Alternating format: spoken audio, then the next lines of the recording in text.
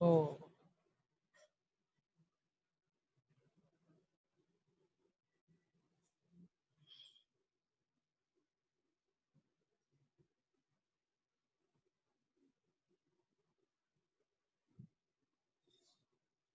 حضرت انس رضی اللہ تعالی عنہ سے روایت ہے کہ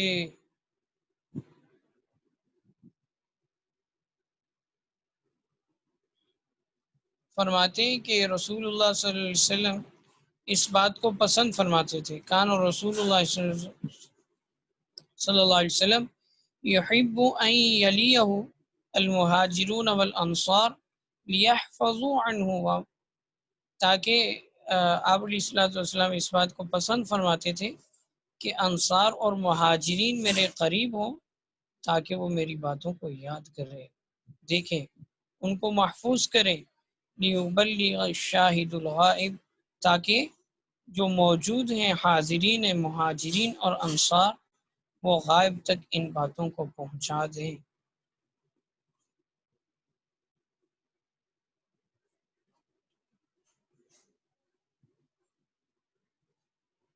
اور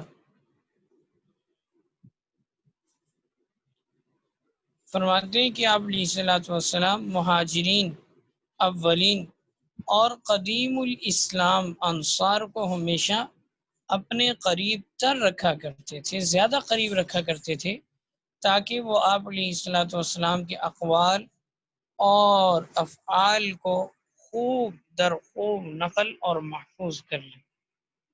حضرت انس بن مالک رضی اللہ تعالیٰ عنہ کی روایت جو ہے وہ اس بات پر شاہد اور دلیل ہے.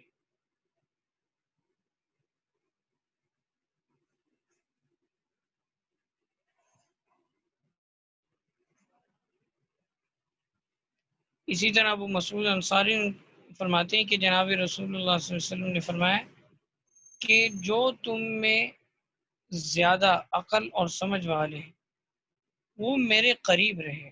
کان رسول اللہ صلی اللہ علیہ وسلم یقول لیلینی منکم اولو الاحلام والنہا، فرمایا کہ جو عقل والے اور سمجھدار لوگ ہیں وہ زیادہ قریب رہیں میرے. ثم الذین یلون، پھر جو ان سے کم سمجھ والے ہیں، ٹھیک ہے، ثم الذین، پھر جو ان سے قریب ہے، عقل والے، جی کم سمجھ نہیں کہنا چاہیے، اللہ تعالیٰ معاف فرمائے. ان سے قریب عقل اور دانش مندی میں جو ان سے قریب ہے وہ پھر جو ان سے قریب ہے.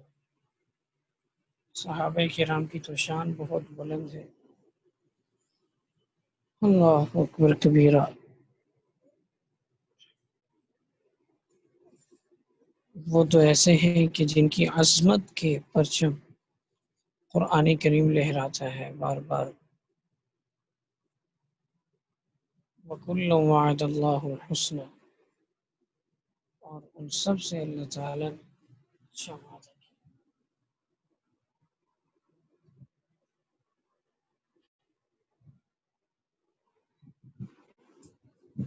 وہ لوگ جو بعض صحابہ کرام کی تکفیر کرتے ہیں اس بنا پر کہ واپس میں دوسرے بعض صحابہ کے مقابل پہ آئے تھے، جیسے کہ حضرت معاویہ رضی اللہ تعالیٰ عنہ اور حضرت اماں جان عائشہ صدیقہ رضی اللہ تعالیٰ عنہ، یہ حضرت علی رضی اللہ تعالیٰ عنہ کے مقابلے پہ آئے تھے. تو اللہ تعالیٰ معاف فرمائے کہ بعض گروہ ایسے ہیں جو اسی بنا پر حضرت معاویہ رضی اللہ تعالیٰ عنہ پہ سب و شتم کرتے ہیں. تو حالانکہ ان کو قرآن کریم کی وہ آیت یاد نہیں ہے کہ جس میں فرمایا گیا وَإِن طَائِفَتَانِ مِنَ الْمُؤْمِنِينَ اقْتَتَلُوا فَأَصْلِحُوا، کہ اگر مومنین کے دو گروہ آپس میں قتال کریں تو تم ان کے درمیان صلح کروا دو. تو دونوں طرف کے گروہوں کو مومنین کے گروہ کہا گیا ہے. تو اگر خدا نخواستہ وہ صحابہ جو حضرت معاویہ رضی اللہ عنہ کے ساتھ تھے وہ مومن نہیں تھے، حضرت معاویہ مومن نہیں تھے، تو گویا کہ قرآن غلط کہہ رہا ہے والعیاذ باللہ. تو در حقیقت ایسے لوگوں کا نہ حدیث پر ایمان ہوتا ہے نہ قرآن پر ایمان ہوتا ہے. اگر قرآن پر ایمان ہے تو پھر وَكُلًّا وَعَدَ اللَّهُ الْحُسْنَى، کل جو ہے یہ تمام کے لیے آتے ہیں، تمام افراد کے لیے آتے ہیں، یہ احاطہ کرتا ہے تمام افراد کا. وَكُلًّا وَعَدَ اللَّهُ الْحُسْنَى، سب کے ساتھ اللہ تعالیٰ کا وعدہ. فَإِنْ آمَنُوا بِمِثْلِ مَا آمَنْتُمْ بِهِ فَقَدِ اهْتَدَوْا، اگر تم ایمان لے ان جیسا ایمان تو تم کامیاب ہو جاؤ گے. قرآن کریم کے اسلوب سے پتہ یہ چلتا ہے کہ جو شخص صحابہ کرام کے بارے میں جو کہے گا، جو بکے گا، تو اللہ تعالیٰ اس کو وہی جواب دیں گے. ٹھیک ہے، قرآن کریم کے اسلوب سے یہ معلوم ہوتا ہے. دیکھیے قرآن کریم کا پہلا صفحہ، سورہ بقرہ کی جو ابتدا ہوتی ہے، پہلا صفحہ جو ہے وہ منافقین صحابہ کرام کو کیا کہتے تھے کہ یہ تو والعیاذ باللہ بے وقوف ہیں. تو قرآن نے کیا کہا، الا انہم هم الصفہاء، کہ یہی لوگ، الا خبردار، انہم بے شک یہی، ہم پھر ہم لائے. اس قدر اللہ تعالیٰ نے تاکید پیدا فرمائی، یعنی الا کا صیغہ بھی لے کر آئے جو تنبیہ پر دلالت کرتا ہے. لکھا ہوتا ہے نا تنبیہ، خبردار. تو پہلے یہ لے کر آئے، پھر انہم بے شک وہ ہی، وہ، پھر آگے انہم ہم، پھر دوبارہ ہم لے کر آئے. اس قدر تاکید، انتہا درجے کی تاکید فرمائی، وہ بھی کس نے؟ اللہ تعالیٰ کی ذات نے. تو اس قدر تاکید ہوگی، انہم هم الصفہاء، کہ یہی بے وقوف لوگ. تو یہ قرآن کریم کا اسلوب ہے کہ جو صحابہ کرام میں جو کہے گا ان کے بارے میں، تو قرآن ان کو وہی جواب دے گا. یعنی العیاذ باللہ جو صحابہ کو بے وقوف کہے گا تو قرآن ان کو بے وقوف کہتا ہے. تو معلوم یہ ہوا کہ جو صحابہ کو جیسا کہے گا قرآن ان کو ویسا کہے گا. اگرچہ اب قرآن کا نزول بند ہو چکا، ٹھیک ہے، 1400 سال پہلے قرآن کریم کا نزول ختم ہو چکا، لیکن لگتا یہ ہے کہ آج بھی اللہ رب العزت، یہ اللہ تعالیٰ کا کلام ہے نا، تو اللہ تعالیٰ ہی نے ان کو بے وقوف کہا نا. تو اللہ تعالیٰ کی اس اسلوب سے، کلام سے پتہ یہ چلتا ہے کہ جو صحابہ کرام کو جیسا کہے گا اس کو ویسا ہی جواب ملے گا. اگرچہ آج وہی بند ہو چکی، ٹھیک ہے، اللہ تعالیٰ براہ راست انسان سے کلام نہیں کر سکتے، کر تو سکتے ہیں مگر نہیں فرماتے، یہ اللہ تعالیٰ کی سنت ہے. لیکن قرآن کریم کا اسلوب یہ بتاتا ہے کہ اللہ تعالیٰ اس بندے کو جو صحابہ کرام کے بارے میں جیسی بات بکے اس کو ویسے ہی جواب دیتے. العیاذ باللہ اگر کوئی ان پر لعنت کرے تو اللہ تعالیٰ بھی ان پر لعنت فرماتے ہوں گے. یہ قرآن کریم کا اسلوب بتلاتا ہے.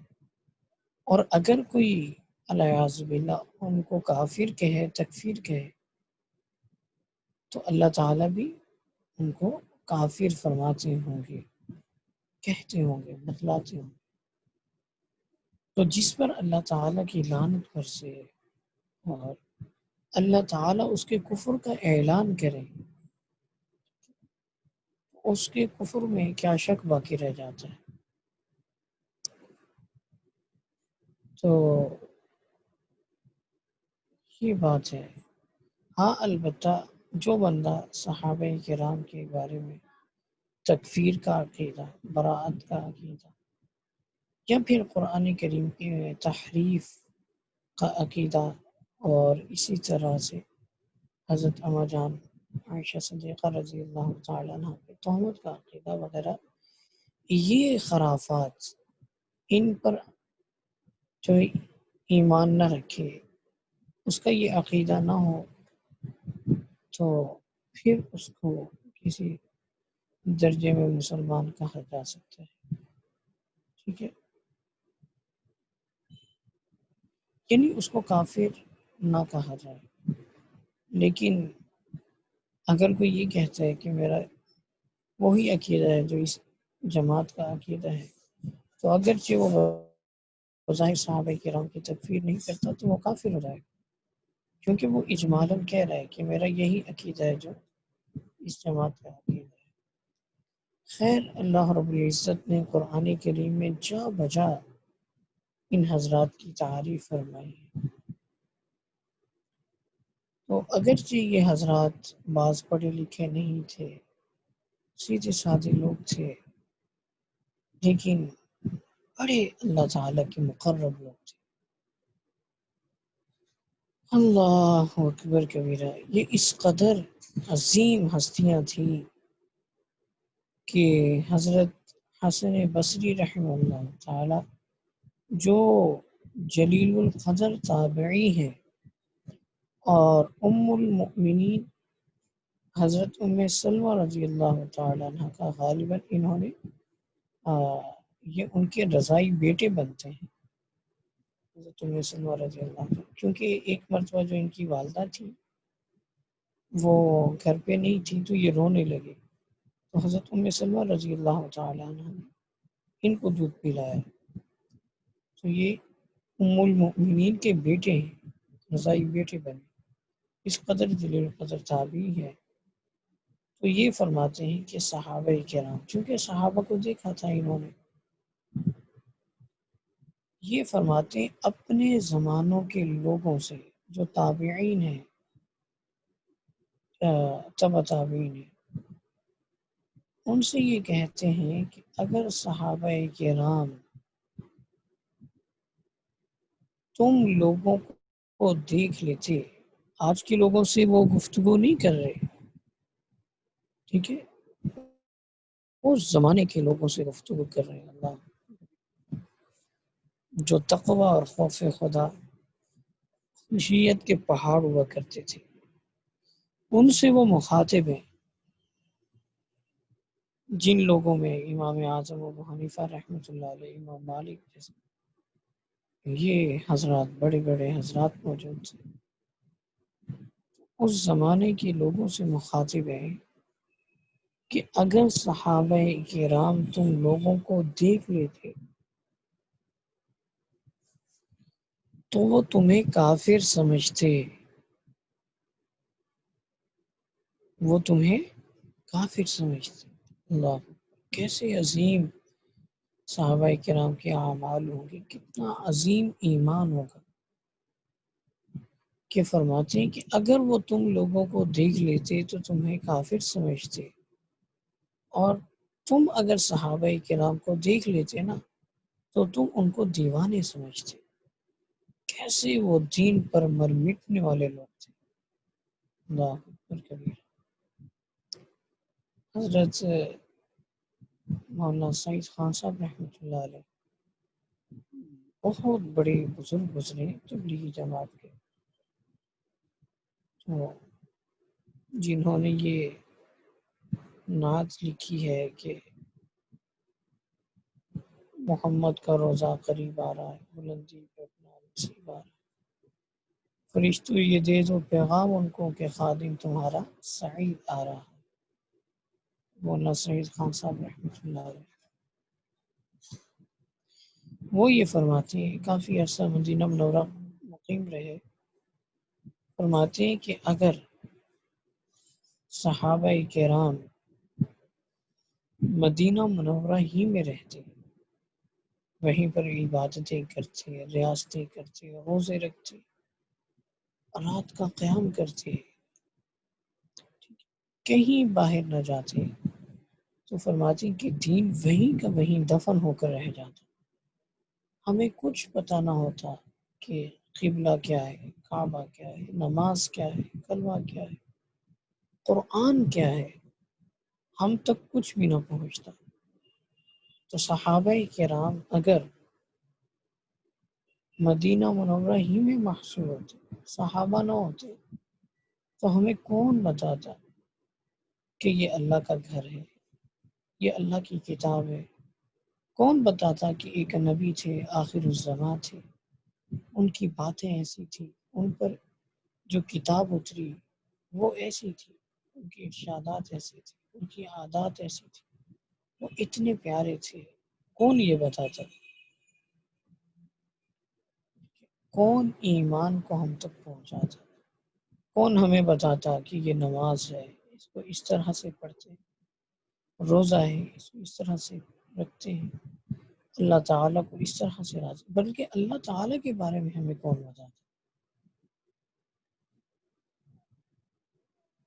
اور یہ پکی ٹھکی بات ہے کہ اگر صحابہ کرام نہ ہوتے تو ہمیں ایمان کا پتہ نہ چلتا، کیونکہ خود آپ علیہ الصلوۃ والسلام نے اپنی زبان اطہر سے یہ فرمایا، اللہ تعالیٰ کے سامنے اس بات کا اظہار کیا غزوہ بدر کے موقع پر۔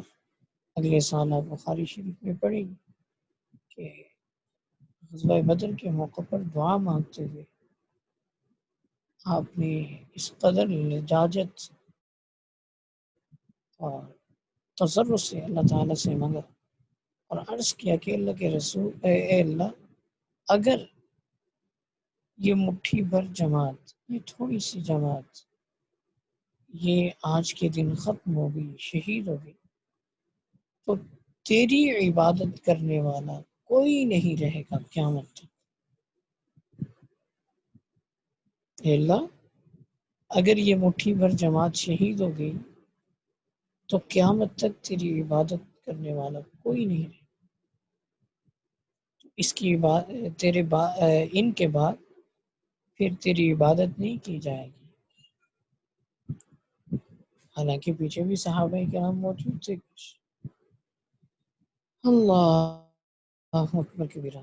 تو خود آپ علیہ الصلوۃ والسلام نے ارشاد فرمایا تھا، یہ آپ کے شاگرد تھے، اللہ اکبر کبیرہ، جنہوں نے آپ علیہ الصلوۃ والسلام کی صحبت اٹھائی۔ تو یہ تصوف اور تزکیہ جو ہے یہ ہماری ضرورت ہے، صحابہ کرام کی ضرورت نہیں تھی۔ کیوں؟ اس وجہ سے کہ وہ ایک لمحے کے اندر آپ علیہ الصلوۃ والسلام کی ایک لمحے کی صحبت کے اندر ولایت کے اعلیٰ سے اعلیٰ مقامات کو حاصل کر لیتے تھے، کہ اگر کوئی 1 کروڑ سال بھی عبادت کرے، پوری امت کرے، خربوں سال عبادت کرے، اس درجے پر پہنچ نہیں سکتے کہ جس درجے پر ادنا سے ادنا صحابی تھا، جس مقام پر وہ تھا اس کے مقام تک نہیں پہنچ سکتے۔ کیوں؟ اس وجہ سے کہ انہوں نے آپ علیہ الصلوۃ والسلام کی صحبت اٹھائی تھی، اور اس صحبت کی برکت سے اس درجے کی ولایت پر اور مقام تک پہنچے تھے کہ بعد والوں میں سے کوئی پہنچ ہی نہیں سکتا، کوئی ان کی پیروں کی خاک تک نہیں پہنچ سکتا۔ وہ ہمارا ایمان ہے، ہمارے لیے، دین کے لیے، ایمان کے لیے، وہ شریعت کے لیے ایک ستون کی حیثیت رکھتے ہیں۔ اگر چھت کے نیچے ستون نہ ہو، دیواریں نہ ہو، تو یہ چھت قائم نہیں رہ سکے گی۔ دیواروں کو ہٹا دیا جائے، ستون کو ہٹا دیا جائے، فوراً چھت نیچے آ جائے گی سب۔ اسی طرح اگر صحابہ کرام کے ستونوں کو دین کی عمارت سے، اس کی چھت سے ہٹا دیا جائے تو پھر دین کی عمارت گر جائے گی۔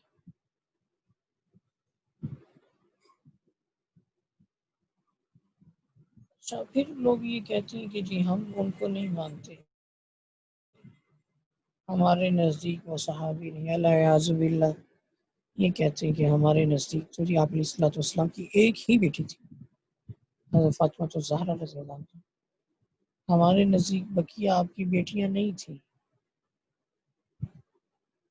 ٹھیک ہے، ایک ہی بیٹی تھی۔ تو بھئی اگر آپ نہیں مانتے تو آپ گالی بھی تو نہیں دے سکتے نا، آپ برا بھلا بھی تو نہیں کہہ سکتے۔ آپ کے نہ ماننے سے کیا ہوتا ہے، لیکن اگر آپ برا بھلا کہیں گے تو یہ اچھی بات نہیں۔ اللہ اکبر کبیرہ۔ تو یہ ویسے بات چل پڑی یہاں سے کہ فرماتے ہیں کہ نبی علیہ الصلوۃ والسلام نے ارشاد فرمایا کہ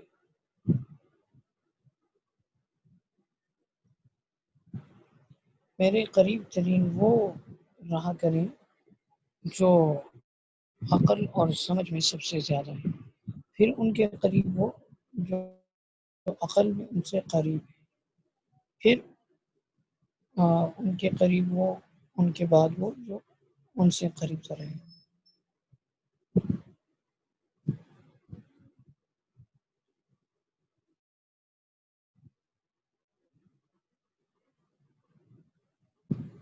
تو امام طحاوی رحمۃ اللہ علیہ فرماتے ہیں کہ عبداللہ بن مسعود رضی اللہ تعالی ان لوگوں میں سے ہیں جو حضور علیہ الصلوۃ والسلام کے قریب رہا کرتے تھے، تاکہ نماز میں آپ علیہ الصلوۃ والسلام کے افعال کو دیکھیں کہ آپ نماز کیسے پڑھتے ہیں، اور لوگوں کو پھر سکھلائیں آپ علیہ الصلوۃ والسلام کی نماز کی تعلیم دیں۔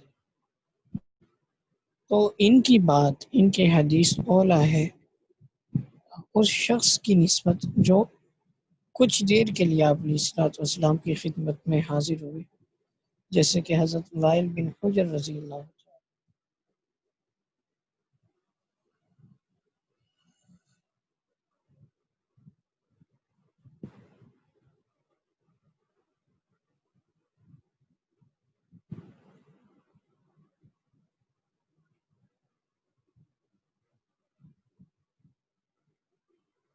تو یہ اس بات کا خلاصہ ہے کہ حضرت عمر ابن خطاب رضی اللہ تعالیٰ سے اسی طرح روایت ہے کہ آپ علیہ الصلوۃ والسلام ابتدا میں ہی ہاتھ اٹھایا کرتے تھے۔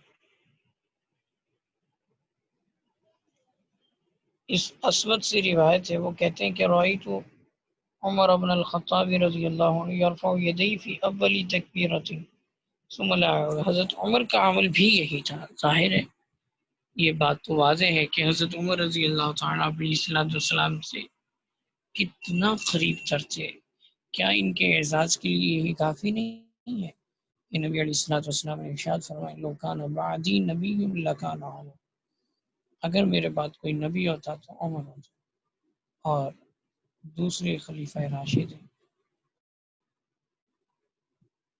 اور آج بھی یعنی 1400 سال سے آج تک حضور علیہ الصلوۃ والسلام کے ساتھ آرام فرما رہے ہیں۔ کیا خوش قسمتی ہے ان حضرات کی۔ تو فرماتے ہیں کہ حضرت عمر رضی اللہ تعالیٰ عنہ کو دیکھا کہ آپ نے پہلی تکبیر میں ہاتھ اٹھائے اور پھر دعا اعادہ نہیں فرمایا۔ تو یہ حضرت عمر رضی اللہ تعالیٰ عنہ کی دلیل ہے، ان کا عمل ہے۔ تو ظاہر ہے انہوں نے آپ علیہ الصلوۃ والسلام کو جس طرح سے دیکھا اسی طرح سے عمل کیا۔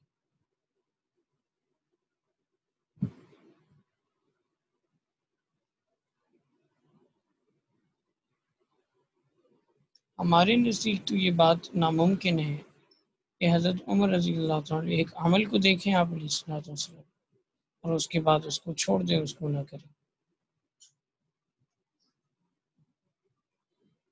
تو معلوم یہ ہوا کہ وہ روایت منسوخ ہے، وہ روایات منسوخ ہیں۔ وہ عمل منسوخ ہے۔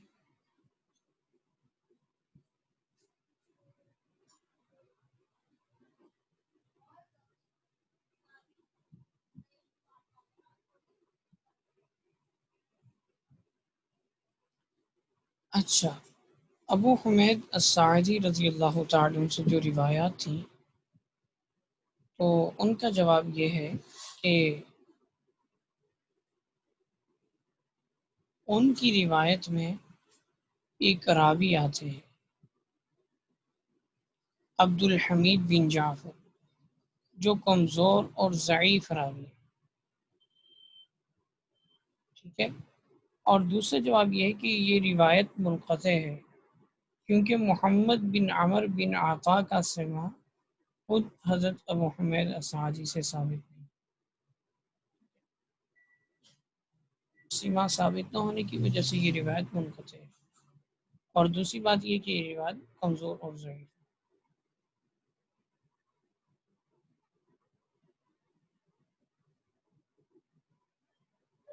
اچھا، تیسری عجیب بات یہ ہے کہ عبد الحمید بن جعفر کے کئی شاگرد ہیں۔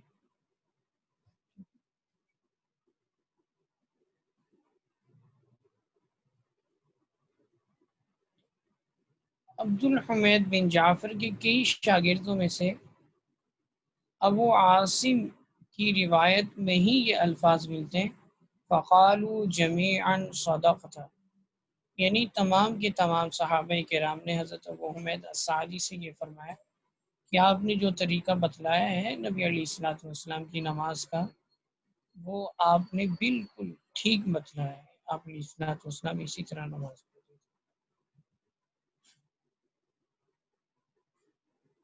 ٹھیک ہے، تو ان کی دلیل کا جواب بھی آ گیا۔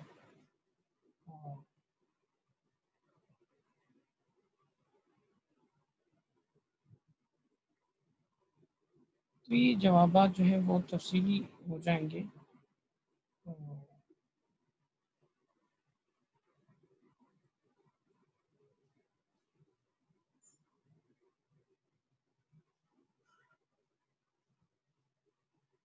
امام طحاوی رحمۃ اللہ علیہ فرماتے ہیں، اب نظر پیش کرتے ہیں، فرماتے ہیں کہ نظر و فکر سے اس مسئلے کو جانچ لیا جائے، پرکھ لیا جائے، ٹھیک ہے، کہ جو تکبیر تحریمہ ہے وہ تو سب کے ہاں متفق علیہ ہے، ٹھیک ہے، اور دونوں سجدوں کے درمیان جو تکبیر ہے اس میں رفع دین نہیں ہے، یہ بھی سب کے ہاں متفق علیہ ہے، حالانکہ حدیث میں اس کا ذکر آتا ہے۔ تو فرماتے ہیں کہ اب صرف رکوع کی تکبیر اور اٹھنے کی تکبیر رہ گئی، ٹھیک ہے، رکوع میں جانے کی اور رکوع سے اٹھنے کی، اس کے متعلق اختلاف ہے۔ ایک جماعت نے یہ کہا کہ اس کا حکم تکبیر تحریمہ والا، اور دوسری جماعت نے یہ کہا کہ اس کا حکم دو سجدوں کے درمیان رفع یدین جو نہیں کیا جاتا، ٹھیک ہے، اگرچہ روایات میں ہے، تو فرماتے ہیں کہ دو سجدوں کے درمیان والا اس کا حکم ہے، کہ اس میں تکبیر میں ہاتھ نہیں اٹھایا جاتا، تو لہذا رکوع میں جاتے اور اس سے اٹھتے ہوئے بھی ہاتھ نہیں اٹھایا۔ تو شوافع اور حنابل نے اس کو قیاس کیا ہے کس پر؟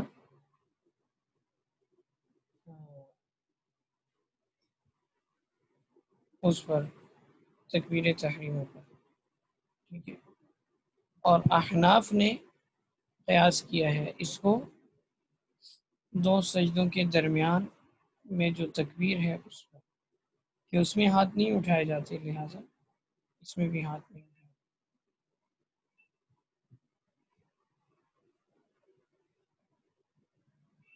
تو امام طحاوی رحمۃ اللہ علیہ فرماتے ہیں کہ ہمارا قیاس درست ہے، کیوں؟ اس وجہ سے کہ ہم نے جب تکبیرات میں غور کیا کہ کون سی تکبیر کس تکبیر کے ساتھ مناسبت اور مشابہت رکھتی ہے، ٹھیک ہے، تو ہم نے غور کرنے سے ہمیں جو بات پتہ چلی وہ یہ کہ جو تکبیر تحریمہ ہے وہ نماز کا ایسا جز ہے جس کے بغیر نماز شروع ہی نہیں ہوتی، اور جو تکبیر دو سجدوں کے درمیان ہے وہ اس طرح نہیں ہے. سجدوں کی جو تکبیر ہے وہ اس طرح نہیں ہے، وہ تو سنت ہے. اگر اس کو ترک کر دیا جائے تو نماز فاسد نہیں ہوتی. اسی طرح رکوع کی تکبیر ہے اور اٹھنے کی تکبیر، اگر ان کو بھی ترک کر دیا جائے تو پھر نماز، ہاں اگر ان کو ترک کر دیا جائے تو نماز ہو جائے گی. ٹھیک ہے، تو لہٰذا یہ رکوع کی جو تکبیریں ہیں ان کی مناسبت تکبیر تحریمہ کے ساتھ نہیں ہے، ان کی مناسبت سجدے کی تکبیرات کے ساتھ ہے. ٹھیک ہے، کیونکہ سجدے کی تکبیرات بھی مسنون ہیں اور یہ رکوع کی تکبیرات بھی مسنون ہیں. مطلب یہ واجب تو ہیں لیکن مسنون ہے، ان کی اصل تو مسنون ہے. تو سجدے کی تکبیرات بھی مسنون ہیں اور رکوع کی تکبیرات بھی مسنون ہیں. اگر کسی سے چھوٹ جائیں تو نماز تو ہو جائے گی، لیکن تکبیر تحریمہ اگر کسی سے چھوٹ جائے پھر نماز نہیں ہوگی، تو وہ فرض کے درجے میں اور یہ سنت کے درجے میں ہے. تو ہم نے سنت عمل کو سنت پر قیاس کیا ہے، جبکہ آپ لوگوں نے سنت عمل کو فرض پر قیاس کیا ہے. یہ قیاس کرنا درست نہیں ہے. ہم نے قیاس کیا ہے کس پر؟ سجدے کی تکبیرات پر. وہ مسنون ہے، ان میں ہاتھ نہیں اٹھایا جاتا، لہذا رکوع کی تکبیرات میں بھی ہاتھ نہیں اٹھایا جائے گا کیونکہ یہ مسنون ہے. تو مقیس اور مقیس علیہ میں مشابہت اور مناسبت کا ہونا ضروری ہوتا ہے. ان میں علت مشترکہ ہے، وہ کیا ہے؟ سنت ہونا. تو جس طرح رکوع کی تکبیرات مسنون ہے اسی طرح سجدے کی تکبیرات بھی مسنون ہے. تو اس وجہ سے ہم رکوع کی تکبیرات کو قیاس کرتے ہیں سجدے کی تکبیرات پر، تو وہی حکم لگاتے ہیں جو سجدے کی تکبیرات میں. وہاں پر رفع یدین نہیں ہوگا تو رکوع کی تکبیرات میں بھی نہیں ہوگا. تو شوافی اور حنابل ان کو قیاس کرتے ہیں کن پر؟ تکبیر تحریمہ پر. تو یہ قیاس درست نہیں ہے کیونکہ سنت کو قیاس کیا جا رہا ہے فرض کے اوپر. تو یہ قیاس کرنا درست نہیں کیونکہ ان کے درمیان علت مشترکہ نہیں پائی. یہ بہت باریک بات ہے، بہت اچھی بات ہے، سمجھنے والی بات ہے. ٹھیک ہے، خیر یہ خلاصہ یہ ہوا اس سارے باب کا کہ امام شافعی، امام احمد محمد رحمہ اللہ کے نزدیک رکوع میں جاتے ہوئے، رکوع سے اٹھتے ہوئے رفع یدین کریں گے. ٹھیک ہے، ان کی روایات ہم پڑھ چکے جو ان کا مستدل بنتی ہیں. اور پھر احناف کا موقف ہے، وہ یہ کہتے ہیں کہ رفع یدین نہیں کریں گے تکبیر تحریم میں بھی. تو احناف کے پاس بھی دلائل ہیں، حضرت ابن مسعود کی روایت ہے اور اسی طرح سے حضرت عمر بن خطاب رضی اللہ عنہ کا عمل ہے، حضرت علی کا عمل ہے، حضرت ابو ہریرہ کا ہے. تو اسی طرح دیگر صحابہ کرام. تو یہ حضرات جب اپنی روایت کردہ مرویات جو ہے ان کی مخالفت کرتے ہیں تو معلوم یہ ہوتا ہے کہ وہ منسوخ ہیں. ہم نے یہ جواب دیا تھا حضرات شوافی اور حنابل، اور ان دلائل کے بعد پھر امام طحاوی رحمۃ اللہ علیہ کا یہ نظر اور قیاس ہے. تو مختصر خلاصہ اس بات کا یہی ہے.